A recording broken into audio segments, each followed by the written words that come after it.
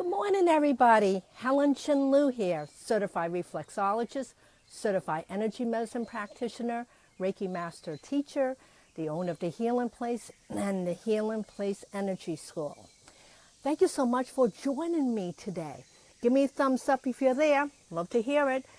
This is another glorious day in New England. It's a little hot and humid, but I want to share some great information with you for those people who have questions about what's the difference between a foot rub and a reflexology session. So I got my notes. So let's go over some points. I want to basically educate you so when you decide to go for a reflexology session, you'll know what to look for. And then in tomorrow's session at 8:30, I want to go over questions, what you need, how to interview a holistic practitioner so he or she can serve you. So let me tell you what are the differences, and then you can make an informed choice. So I'm going to talk about the low price reflexology session services. I had an opportunity to experience one of these sessions just within the last year.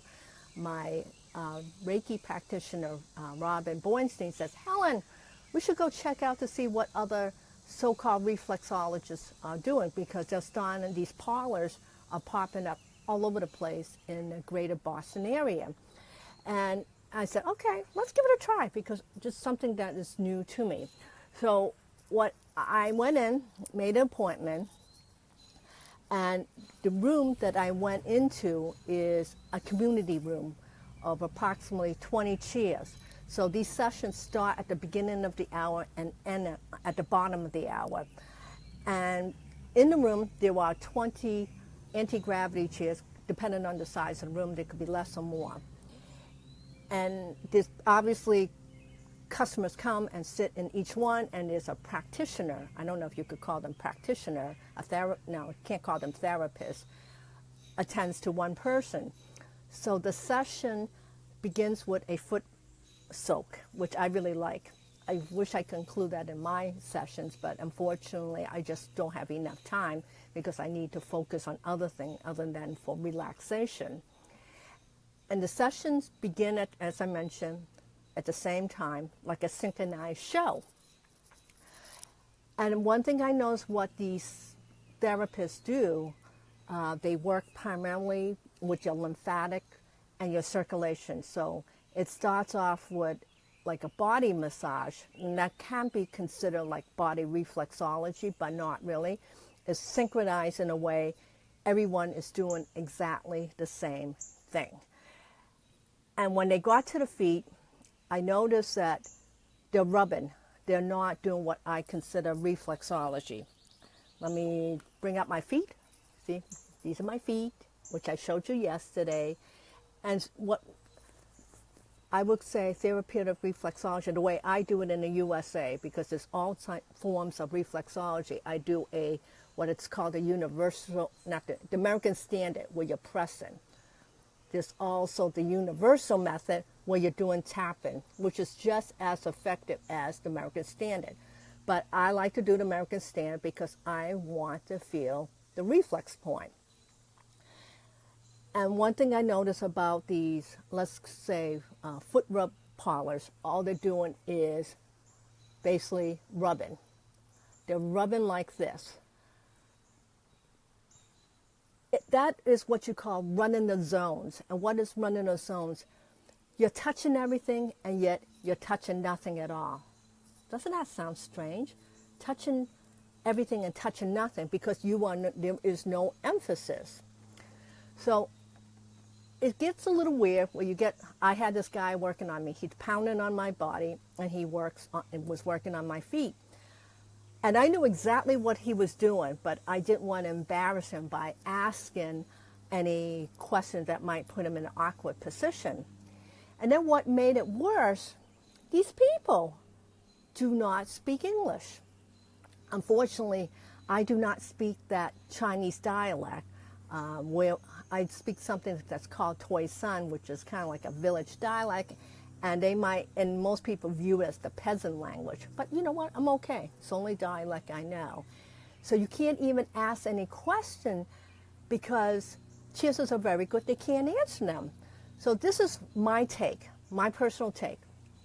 Again, I don't want to disrespect people who want to make a living. I have a sense that somebody who owns the place taught these people a routine. And it's a routine that is helpful in terms of circulation, lymphatics, but they're not doing reflexology. I'm sorry, they are not. I've done 2 of these places, 2 different locations, more or less they do the same thing. And at the second place, I did try to communicate with the man who was working on me, but again, we did not speak the same dialect, and I knew exactly what he was doing. He was just running the zones. He just went up and down, working on my head. Anyway, I mean, that's wonderful. But sometimes people who are looking for more help, especially if they're addressing a health issue, they want more. Let's go to the massage therapist. I love my massage therapist. She's wonderful. I would say most massage therapists are not certified reflexologists.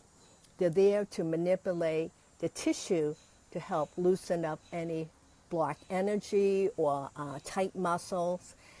And most massage therapists, their program consists of 1 or 2 days of reflexology. So they just go touch upon it. So what's going to be you need to really be careful when you go to, let's say, a spa and you want a reflexology session, you need to ask how many hours of training.